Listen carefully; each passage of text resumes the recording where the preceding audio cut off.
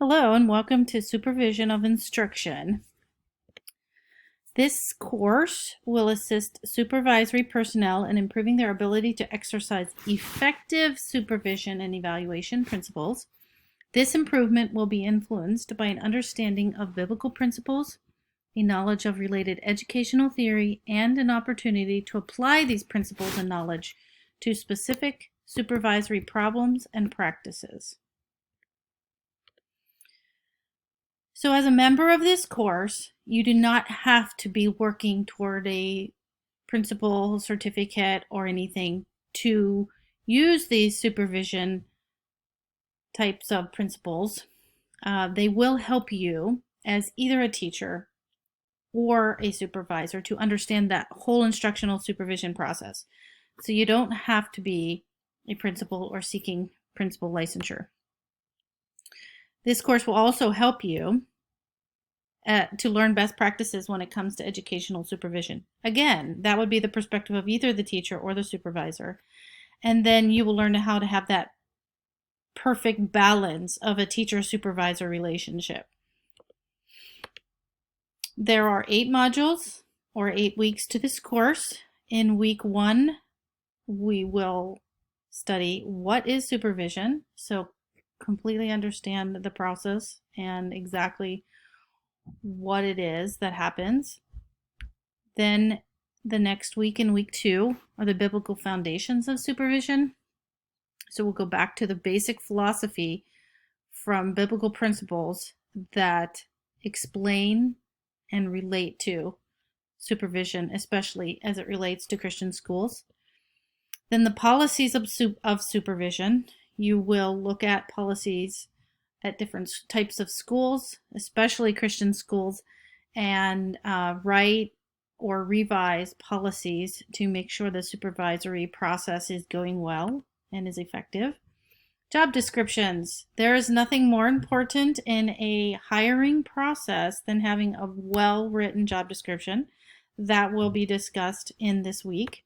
Week 4. In week 5, we will start learning the difference between informal and formal observations, because probably when you think of supervision, you think, teacher evaluation, and you are correct. So there are different types of observations that take place, and we will do 2 weeks of that.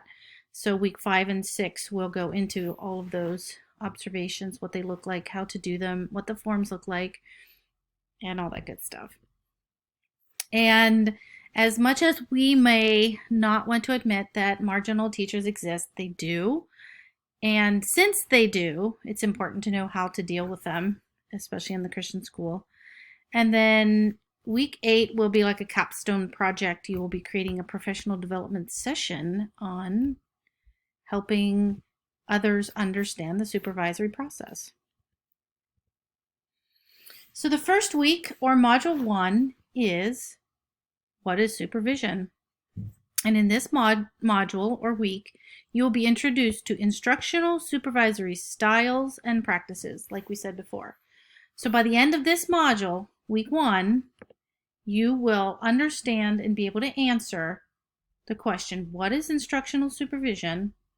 And also, what are the qualities and skills of effective instructional supervisors?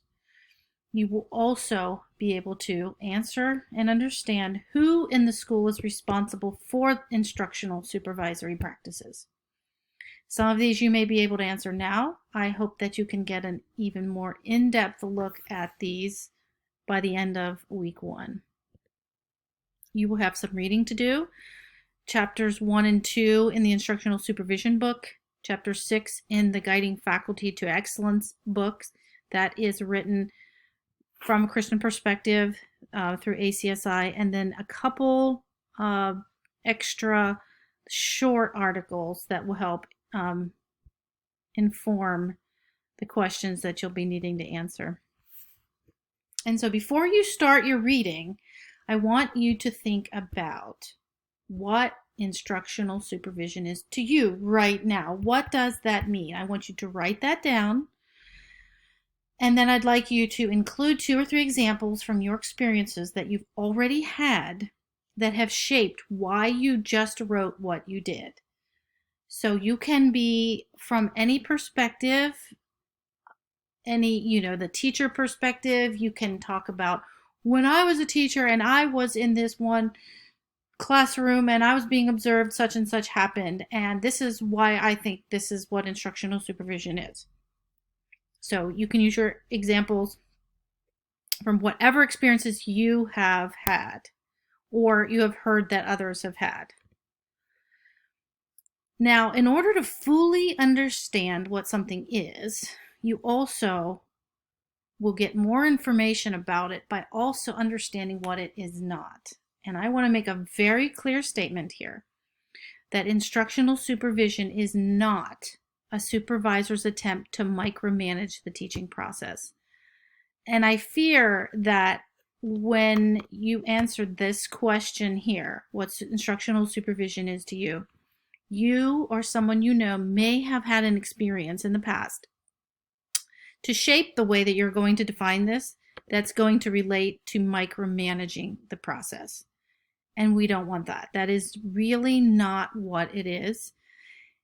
And we can't really fault those people who might do that because they probably don't understand it themselves. But that's why we need to learn this, and we need to understand it very fully, that we are not there in a classroom observing or evaluating teachers in any way, informal, formal, whatever type of process we are using is never an attempt to micromanage that teacher or what that teacher is doing. It is always to mentor and help improve that teacher regardless of where that teacher is starting from. So poor instructional supervisors will do a few things that we want to not do if we become an instructional supervisor or are an instructional supervisor or have an instructional supervisor that we need to be concerned about. A poor instructional supervisor will just assume everything's going well if there are no complaints. That's one of the things they will do. This list does not mean they will do all of these. They may just do one of these because they trust the teachers. And that's so his or her attempt to let the teacher have a lot of control and do a lot of things that the teacher thinks should be done could also backfire when the instructional supervisor stays completely out of it. An instructional supervisor may also be considered poor if he either does the staying out of it and this, or just uses the wrong data to evaluate teacher effectiveness.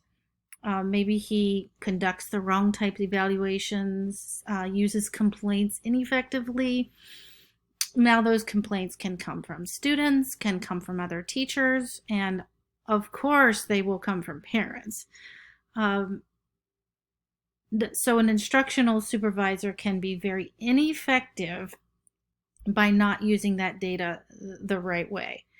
When we say the wrong type of evaluations, what an example of that could be a teacher who is a really, really, really good pedagogical content deliverer could also be a horrible classroom manager.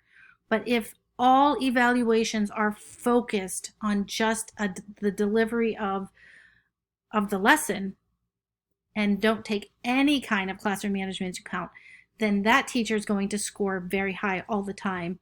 Yet students may not be learning at all because the classroom is so disorganized and so poorly run. So that's what we mean by the wrong types of evaluations. I mean, that's one example. Poor instructional supervisors could also sometimes evaluate too often. So if I go in everybody's classroom 3 times a week and get these evaluations and they get all the feedback, and that could be just a little overkill, and you could be really scaring the teachers, and a lot of fallback could come from something like that. And then an instructional supervisor may only or rely too heavily on a teacher's self-evaluation. I have a lot of experience in teacher supervision and teacher evaluation and teacher mentoring. And I have been through the process with hundreds of teachers using self-evaluations to feed into the evaluation process. And there have been a much larger percentage than I would like to admit of teachers who score themselves super, super, super, super high in almost every area when every other piece of evidence that is part of the evaluation process leaves a completely different impression. So there are teachers who either think they really are doing well and they aren't, or they would like you to think that they are. So they score themselves very high on an evaluation. So if you're an instructional supervisor and only use teacher self-evaluations, you are doing a great disservice because they could be scoring themselves super high. And then on the flip side of that, there are some teachers who are really, really good teachers, excellent in many areas, and will score themselves in the middle or even low because they know they could do a little better. So that teacher could look like a very poor teacher on a self-evaluation and be a very superb teacher in the classroom, and the kids could be learning in great ways. So I want to talk just very quickly about some characteristics of toxic leaders. Again, you don't have a toxic leader would not have to have all of these characteristics, and just one even done really poorly, one of these could just make a leader toxic, almost just one of these. So let's look at those. A toxic leader could tend to circumvent or try to go around current policies or procedures or best practices, even because they say, well, I can't do that because we're different, or this school is different, or the circumstance is different. We're a different type of school, or whatever. They may use fear to get the action they want, and that's usually they make the teacher really scared of them. In many ways they can do that. Some of these are in some of these next items. They tend to make those below them feel as if they are never doing enough. This is one of those items that could feed into that, inciting fear. If a teacher is always being told, yes, you did this, but you need to keep doing this and this and this and this and this, and then and just keep getting that, that's really, really hard on a teacher, and another characteristic of a toxic leader. Toxic leader a lot of times doesn't allow input or constructive criticism, and they really think that they do because they will ask for it, and then they will get very upset.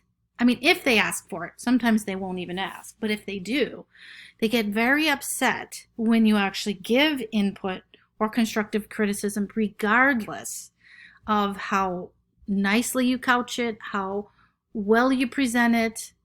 They just don't want to hear it. They ask for it, maybe, but they don't really want it. They also, most of the time, do not personally invest in those under them by mentoring and developing the teachers, both in their areas of strengths and challenges. They are themselves incompetent in the tasks they are in leadership over. So they don't know how to teach. They can't really understand what the expectations of a teacher are, and so they're always going to have unreasonable expectations. And then they also may give conflicting reviews and evaluations, or always making very positive comments. Oh, you're so good at this, and then an evaluation or a real opportunity, when it's not face to face or behind closed doors, that may be talked about in a real negative way, in that same way that the teacher received the positive feedback. A toxic leader may also lack the ability to be a strong spiritual leader of the school, and this is very, very common. This is usually one of the strong components of figuring out if you're working for a toxic leader. And then those who struggle to empower teachers and tend to make decisions others should be given the ability to make also can be a toxic leader. So they just want to make the decisions and don't want to give others the ability to. So I am excited to be with you in this class, and I hope we have a great 8 weeks together. Thank you.